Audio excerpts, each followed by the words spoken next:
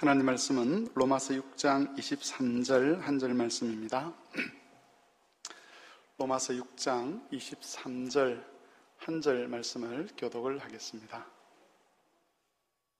로마서 6장 23절 다 같이 읽겠습니다. 죄의 삭선 사망이요 하나님의 은사는 그리스도 예수 우리 주 안에 있는 영생이니라. 아멘. 우리는 죄인들이라고 그렇게 고백을 합니다. 죄라는 것은 하나님 앞에서 하나님의 왕되심을 부정하고 인간이 스스로 하나님처럼 되려고 하는 교만이라고 하는 것이 죄의 본질이고, 거기서부터 다른 여러 가지 죄들이 파생이 됩니다. 우리가 원죄를 가지고 태어난다라고 사람들이 이야기를 합니다. 원죄라는 것은 우리 속에 죄의 경향성을 가지고 태어난다는 그런 뜻입니다. 그런 죄인들을 일컬어서 타락한 인생들이다, 그렇게 말을 하죠.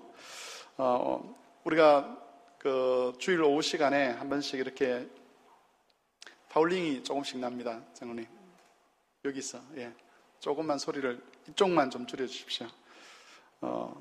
웨스트민스터 신앙 고백서, 특별히 우리 대교리문답을 이렇게 공부를 하고 있는데, 오늘 27문부터 해서 30문까지 주로 타락에 관한 이야기를, 교리를 좀 살펴보려고 합니다.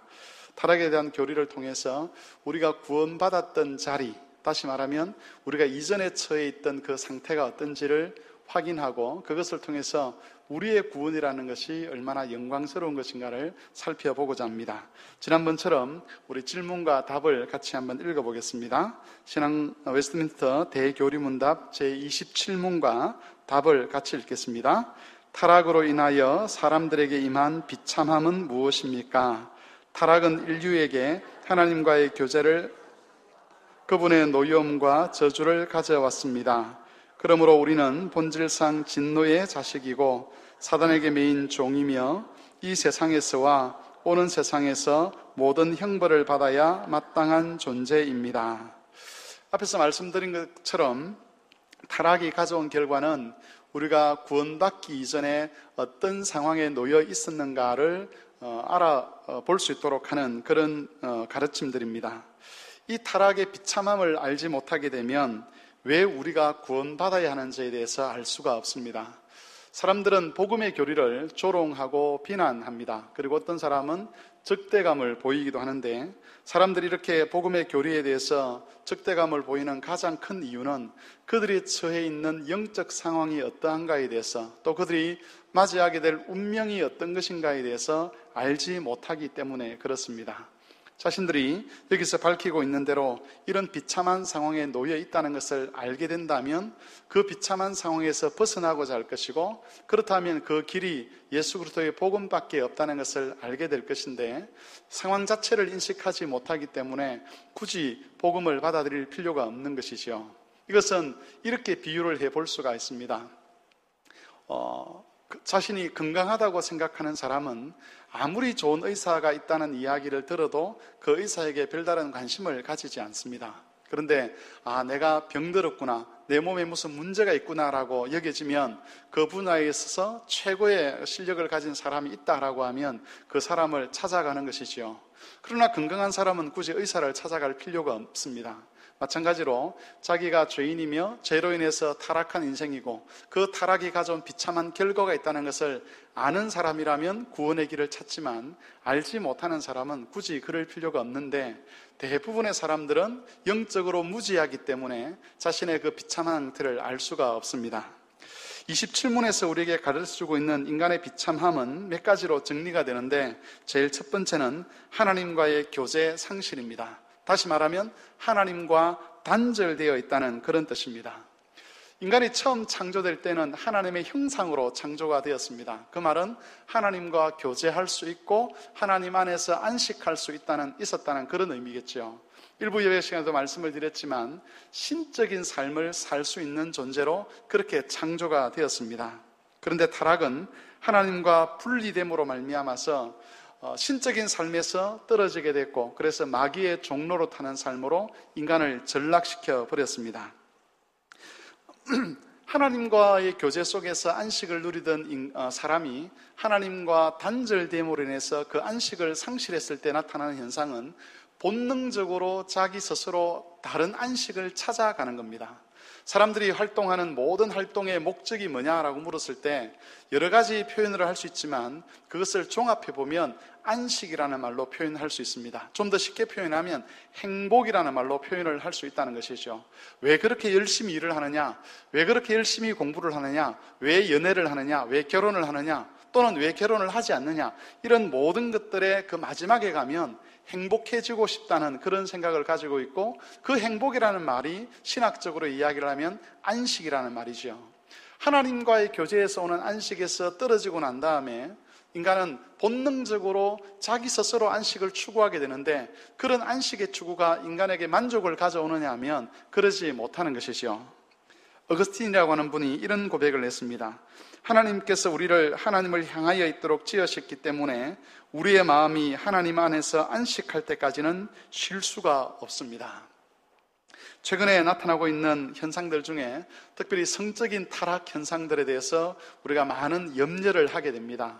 사람들이 이전에는 단순히 불륜 관계만 가지고도 어떤 이야기가 나오고 그게 문제가 되었는데, 요즘은 불륜 관계 정도는 사람에게 이야기거리가 되지 않는, 유명한 사람이 아니고서는 이야기거리가 되지 않죠. 그보다 훨씬 더 타락하고 훨씬 더 방종한, 훨씬 더 쾌락적인 삶을 사람들이 추구하기 때문에 이전에 우리가 문제로 삼던 그런 것은 최근에는 문제조차 되지 않습니다.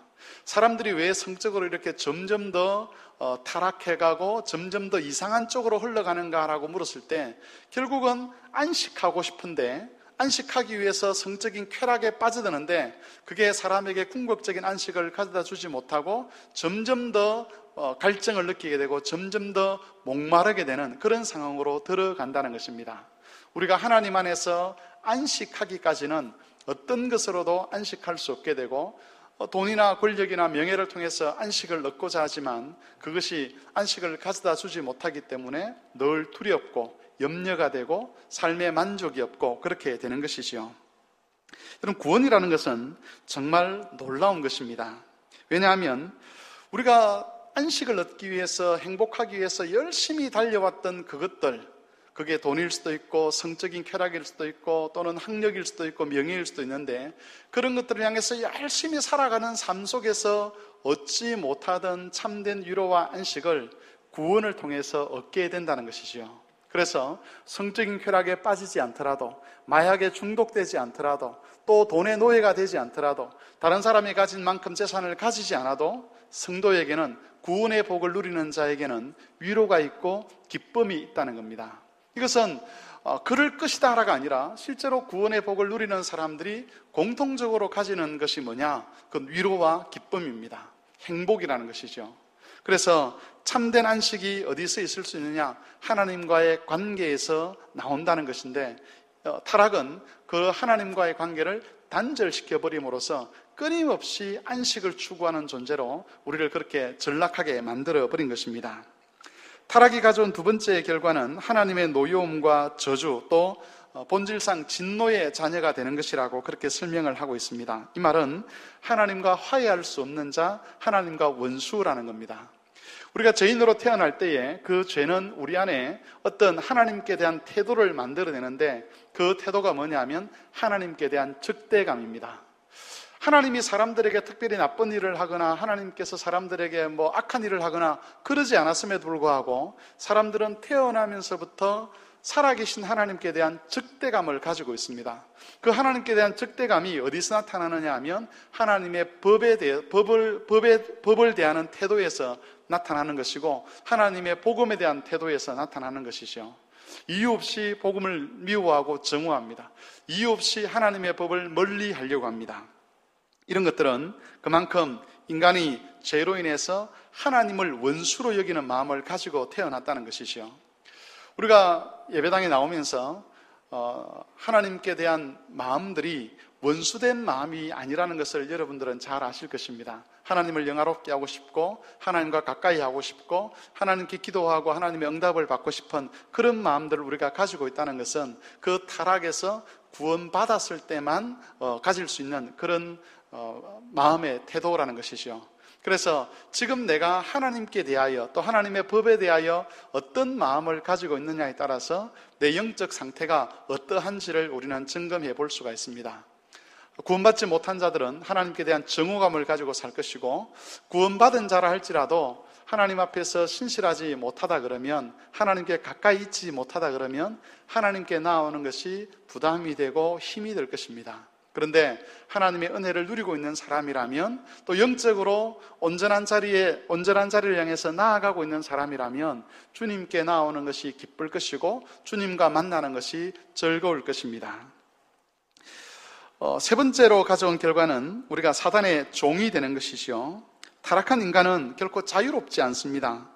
사람들은 흔히 자기가 무엇인가를 스스로 결정할 수 있다라고 그렇게 생각을 하고 있습니다. 그런데 이것은 착각에 지나지 않습니다. 왜냐하면 사람은 절대로 자기 스스로 어떤 주권을 행사할 수가 없기 때문에 그렇습니다.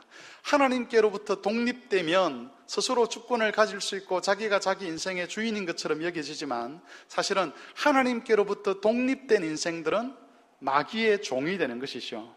사람은 영적인 면에 있어서 어느 한 곳에 속하게 되어 있습니다.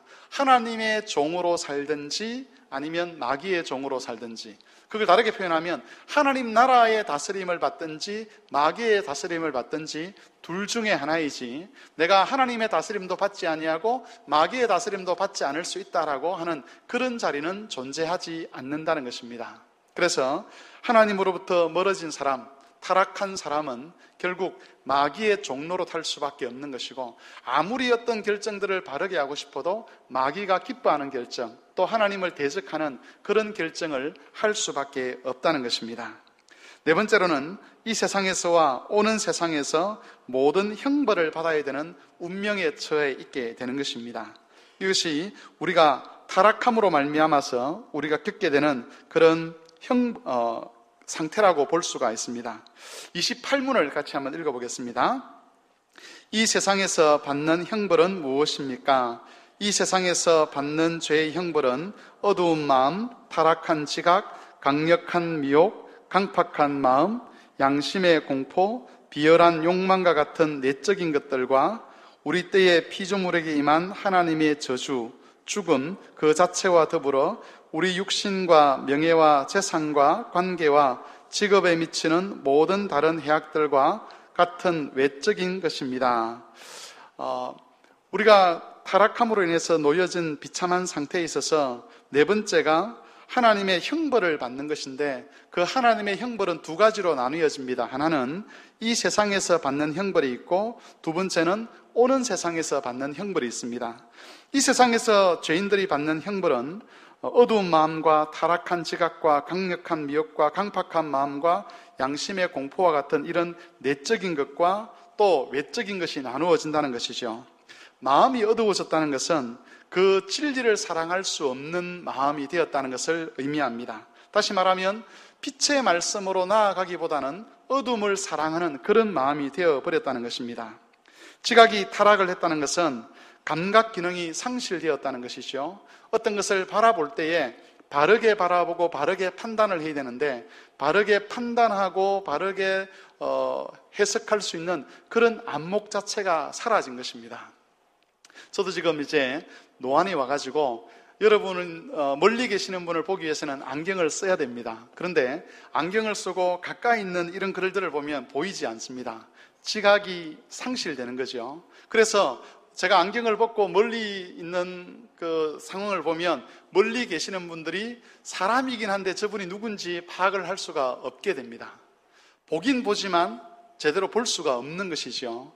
영적으로 지각이 어두워졌다는 것도 마찬가지입니다. 우리가 이 세상을 바라볼 때에 하나님의 창조 세계다, 하나님의 섭리가 숨겨져 있다, 그렇게 알고 있습니다. 그것은 우리의 영적인 눈이 밝아졌기 때문에 자연 만물을 보고 하나님의 흔적을 찾아낼 수 있기 때문에 나오는 판단입니다.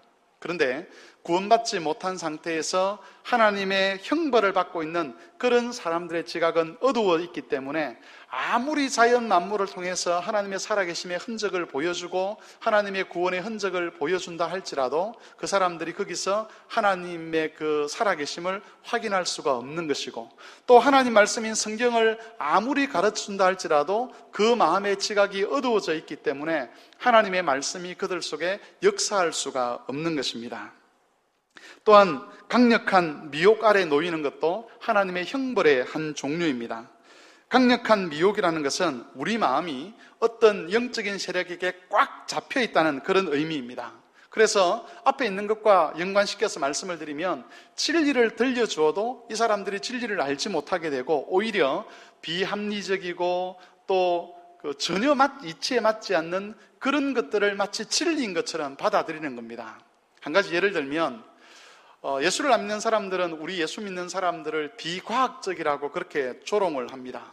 그런데 그들이 믿고 있는 과학이라는 것을, 또 그들이 믿고 있는 어떤 여러 가지 진리들을 가만히 살펴보면 우리가 비과학적인 것보다 훨씬 더 비과학적인 내용들임에도 불구하고 그 사람들은 그것이 진리라 그러고 과학적이라 그러고 믿고 따라갑니다.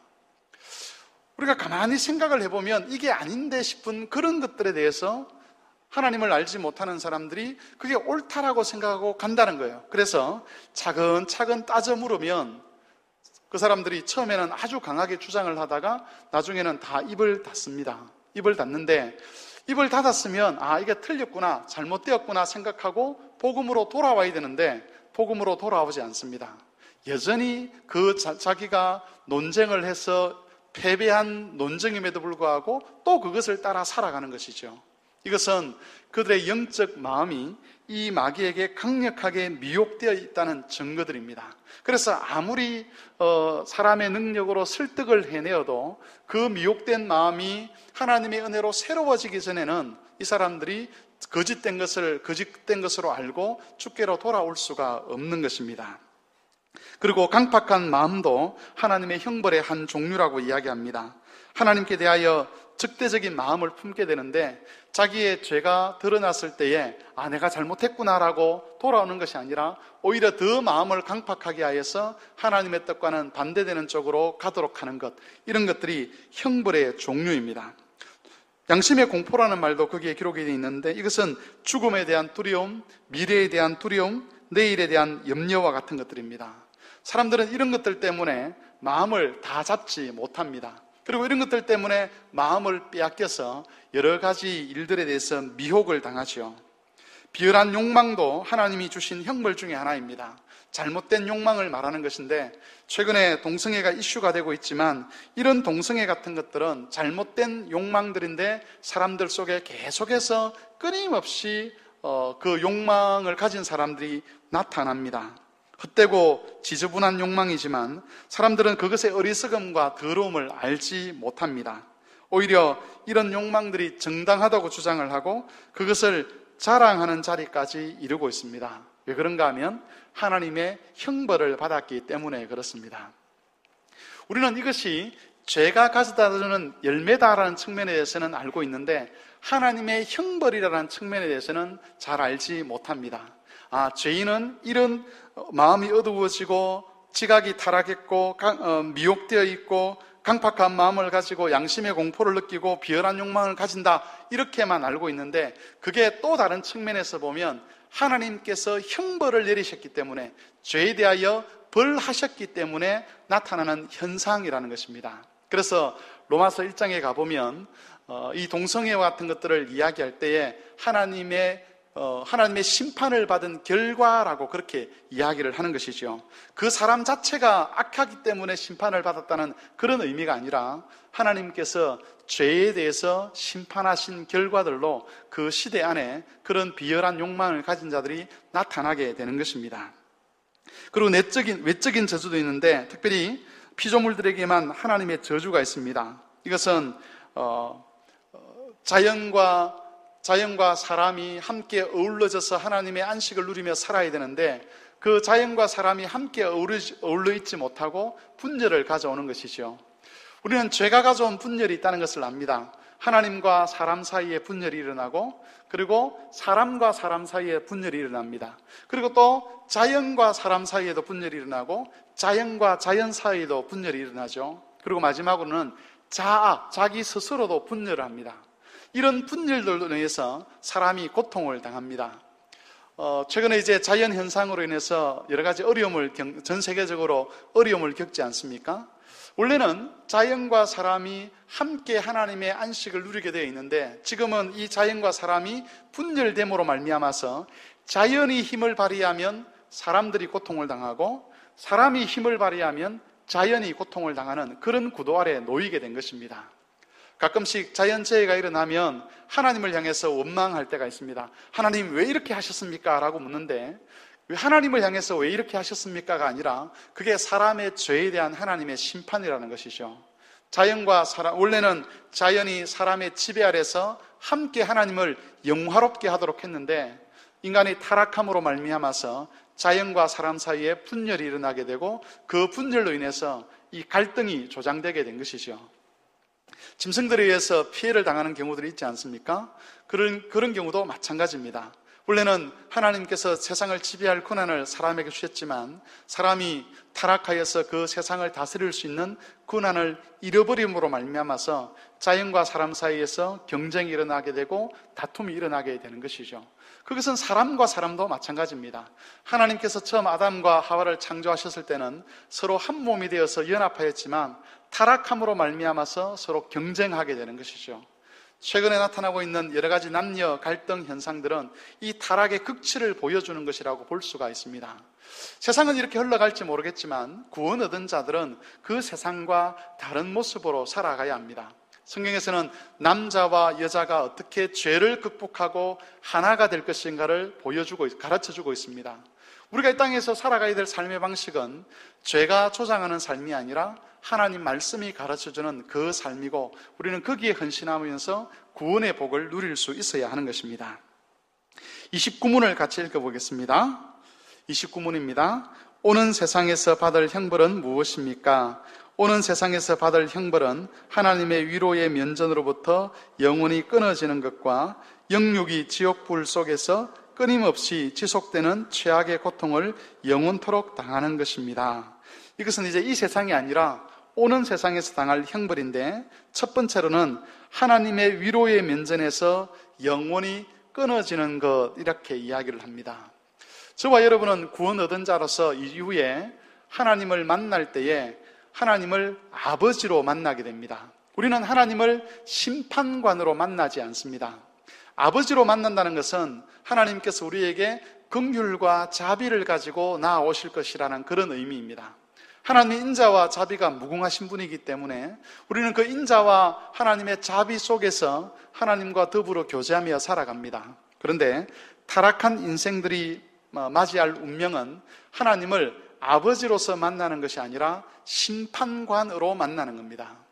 하나님께서 사람을 만나실 때에 죄를 찾아내고 그 죄에 대하여 벌하시는 심판관으로 만나게 되면 그 하나님의 저주에서 피할 자가 없게 되는 것이죠. 하나님을 심판관으로 만날 때 일어나는 일이 뭔가 하는 것은 우리가 경험해보지 않았지 않습니까? 그런데 성경에서 하나님을 심판관으로 만나는 하나의 예를 우리에게 보여주고 있는데, 그게 바로 예수님의 십자가입니다. 예수님께서 우리의 죄를 짊어지고 십자가에 나아가실 때는 하나님의 거룩하신 아들로 나아가신 것이 아니라 모든 죄인을 대표하는 죄인으로 나아가셨습니다. 그 예수님께서 죄인의 대표로 세상 죄를 짊어진 자로 하나님 앞에 나아가기 전에 예수님께서 얼마나 두려워 떠셨는가를 우리는 잘 알고 있습니다. 누가복음에 보면 예수님께서 십자가를 앞두고 그 겟세마네 동산에서 밤이 맞도록 기도하셨다라고 되어 있지 않습니까? 아주 추운 날씨라고 합니다. 이 팔레스타인의 밤은 낮과는 달리 굉장히 날씨가 추운데 예수님께서 얼마나 애써 기도하셨던지 몸에서 땀이 흘렀고 그 땀 속에 뭐가 섞여 있었다 그러죠? 피가 섞여 있었다 그러죠. 이것은 간절함과 공포의 반증이라고 그렇게 이야기를 합니다. 저는 의학 지식이 없어서 잘은 모르는데 의학을 하시는 분들이 그런 말씀하시는 걸 들었습니다. 사람이 극심한 공포에 놓이게 되면 그 실핏줄이 터져서 땀 속에 피가 흘러나온다는 그런 이야기를 하는 걸 들었습니다. 예수님께서 십자가를 두고 벌벌벌벌 떠시면서 그 공포 속에서 하나님을 맞이할 준비를 하셨다는 것이죠. 이게 하나님을 아버지가 아닌 심판관으로 만날 때 나타나는 현상입니다. 지금 하나님을 아버지로 만나지 못한 사람, 예수 그리스도 안에서 하나님의 죄 용서와 은혜와 긍휼을 경험하지 못한 사람들은 십자가 앞에서 예수님께서 하나님을 만나는 그 방식으로 하나님을 만나게 될 것입니다. 그 다음 오는 세상에서 받을 두 번째 형벌은 영과 육체가 지옥불에서 끊임없이 지속되는 최악의 고통을 영원히 당한다는 것입니다. 현대인들이 애써 외면하려고 하는 것 중에 하나가 지옥에 관한 교리입니다. 심지어 자신을 기독교인이라고 주장하는 사람들도 지옥의 교리를 부정하려고 합니다. 다시 말하면 지옥은 없다는 것이죠. 대표적인 한 사람이 아주 유명한 사람인데 조엘 오스틴이라는 사람입니다. 아마 이전에 여러분이 기독교 방송에서 이분의 설교를 많이 들어보셨을 것입니다. 제가 알기로 이분은 어느 교회의 목사님이신데 교회 규모가 우리처럼 이런 게 아니라 잠실 운동장만한 그런 크기의 교회의 담임 목사입니다.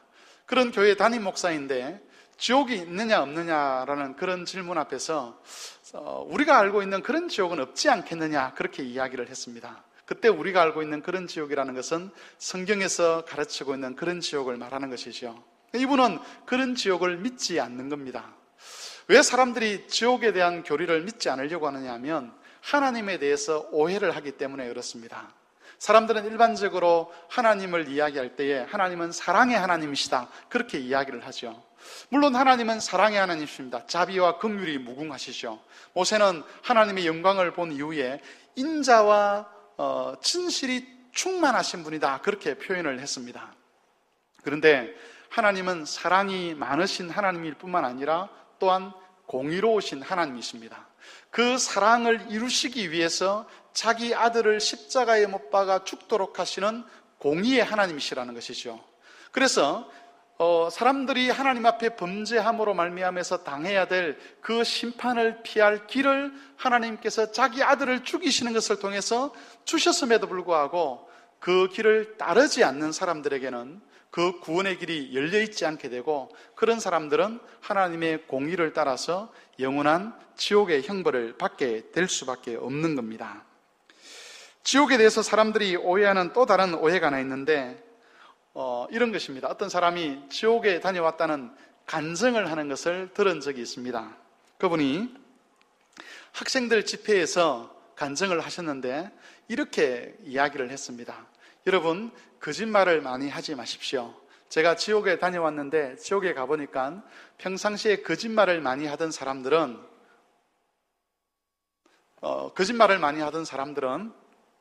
혀를 쫙 잡아당겨가지고 여기서부터 못을 박아서 이렇게 칼로 혀를 자르는 이런 형벌을 받고 있는 것을 제가 보았습니다 라고 간증하는 것을 제가 들어보았습니다. 그러니까 성경이 말하는 지옥과 전혀 다른 것입니다. 성경은 그런 식의 지옥을 말하지 않습니다. 특별히 지옥의 원래 목적은 마귀를 벌하기 위한 곳인데 마귀가 거기서 왕노릇하고 있는 것처럼 주인 노릇하고 있는 것처럼 그렇게 이야기를 하는 것을 들었는데 그런 간증은 거짓된 간증입니다. 하나님께서 말씀하시는 지옥의 핵심은 하나님의 긍휼과 자비가 거기 없는 겁니다. 물론 불심판도 있겠지만은 가장 핵심적인 것은 하나님의 자비와 긍휼이 없는 죄의 그 결과만 남아있는 곳, 그것이 바로 지옥의 핵심적인 모습이라는 겁니다. 여러분, 우리가 함께 여기 모여 있습니다. 그죠? 모여 있는데 우리가 서로 모일 수 있는 이유는 우리 안에 다른 사람을 향한 사랑과 긍휼과 용납의 마음이 있기 때문에 그렇습니다. 저 사람 저거 내가 좀 봐줄 수 있다. 난 저 사람 그래도 같이 갈 수 있다. 이게 있기 때문에 우리가 함께 모여서 예배할 수 있는데 만일 우리 안에 사랑이라는 마음은 조금도 없고 미움이라는 것만 가득 차 있다고 생각해 보십시오. 과연 이런 모임이 우리 안에 이루어질 수가 있겠습니까? 그런 것이 바로 지옥의 핵심이라는 거죠. 하나님의 긍휼과 자비가 더 이상 없는 곳. 그런데 많은 사람들이 지옥을 이야기를 하면서 불교에서 말하는 그런 지옥 개념을 가지고 들어옵니다. 여러분, 지옥에서는 마귀도 하나님의 심판을 받습니다. 지옥의 주인은 마귀가 아니라 하나님이라는 것이죠. 그래서 우리가 성경의 가르침을 따라 우리가 믿게 되면 이 지옥의 심판에 대한 두려움을 갖게 되지만, 그렇다고 해서 다른 어떤 종교에서 말하는 그런 식에 대한 두려움, 또 그런 식에 대한 지옥 이해, 또 누군가가 지옥을 보고 왔다는 그런 간증 때문에 어떤 공포 속에서 우리가 신앙생활을 해가야 될 것은 아니라는 것입니다. 이미 우리는 지옥의 형벌에서 벗어난 사람들이죠. 우리가 지옥에 대한 이야기를 하는 것은 영적으로 우리 자신을 돌아보고 게으르지 않게 하기 위함이지, 그 지옥에 갈 수 있다는 공포 때문에 우리가 지옥에 대한 이야기를 하는 것은 아니라는 것을 아셨으면 좋겠습니다. 30문 읽겠습니다. 하나님께서는 모든 인류를 죄와 비참함의 상태 가운데 멸망하도록 버려두셨습니까? 하나님께서는 모든 사람들이 일반적으로 행위 언약이라고 하는 첫 번째 언약의 위반으로 빠져버린 죄와 비참의 상태 속에서 멸망하도록 내버려 두지 않으시고, 자기의 순수한 사랑과 자비로서 자기의 택한 자들을 거기서 이끌어내시고 일반적으로 은혜 언약이라고 하는 둘째 언약을 통해 구원의 상태에 이르게 하십니다. 이 30문은 제가 다음에 한 번 더 할 건데, 여기서 가장 중요한 것은 이 구원을 주관하시는 분이 하나님이라는 겁니다. 특별히 아버지 하나님이시라는 겁니다. 우리는 사람들이 오해하는 것 중에 하나는 하나님 아버지는 자비와 긍휼이 없으시고 예수 그리스도는 자비와 긍휼이 많다는 거죠. 그래서 예수 그리스도께서 하나님 아버지를 설득해서 우리를 구원하도록 하셨다라는 그런 식의 이야기들을 사람들이 종종 합니다. 우리 교회에서는 그렇게 말씀하는 분이 없지만 실제로 한국 교회 안에서도 그런 식으로 이해를 하는 사람들이 참 많습니다. 하나님 아버지는 공의로우신 분이고 심판하시는 분이신데, 예수님께서 오셔서 하나님 말씀에 순종하여 하나님의 그 공의로우심 앞에서 하나님을 설득하고 달래어서 우리를 구원하신다는 그런 식의 구원 교리를 가지고 있는 사람들이 참 많다는 것이죠. 심지어 가톨릭 가면 거의 대부분의 사람들이 그런 식으로 구원의 교리를 이해를 합니다. 그러나 여러분, 우리가 알아야 할 것은 예수 그리스도를 이 땅에 보내시기를 기뻐하시는 분이 우리 아버지 하나님이셨다는 겁니다. 하나님께서 우리를 사랑하셨는데 언제부터 사랑하셨느냐? 우리가 죄인 되었을 때부터 사랑하셨습니다. 그 사랑이 어떻게 확인됩니까? 우리가 죄인 되었을 때에 아들을 십자가에 못 박아 죽임으로 우리의 화목 제물이 되게 하신 그것을 통해서 하나님이 이전부터 우리를 사랑하셨고 우리를 구원하기를 기뻐하셨다는 것을 우리가 알 수 있다는 것이죠. 그래서 이 30문을 통해서 우리가 확인해야 될 것은 아들을 보내신 하나님이 우리를 구원하기를 기뻐하시고 그 하나님의 구원 계획에 아들이 순종하셔서 우리의 구원을 이루어내셨다는 겁니다. 여러분, 말씀을 정리하겠습니다. 오늘은 타락한 인간의 비참한 현실에 대해서 살펴보았습니다. 타락이 가져온 비극적인 현실을 바로 아는 것은 구원의 영광스러움을 아는 데 도움이 됩니다. 이 타락의 비참한 결과와 반대되는 것이 바로 구원의 모습이라고 할 수 있는 것이죠. 비록 우리는 그 비참함에서 벗어났지만 우리가 건짐을 받은 자리가 어떤 자리인지를 기억함으로 인해서 지금 받은 구원, 지금 우리가 누리고 있는 이 구원에 대해서 감사하고 찬송할 수 있어야 할 것입니다. 우리를 죄와 비참함에서 구원하여 주신 그 은혜를 기억하면서 영생 얻은 자로서 복을 누리며 살아가는 그런 성도들이 되시기를 바랍니다. 말씀을 기억하고 같이 한번 기도하겠습니다.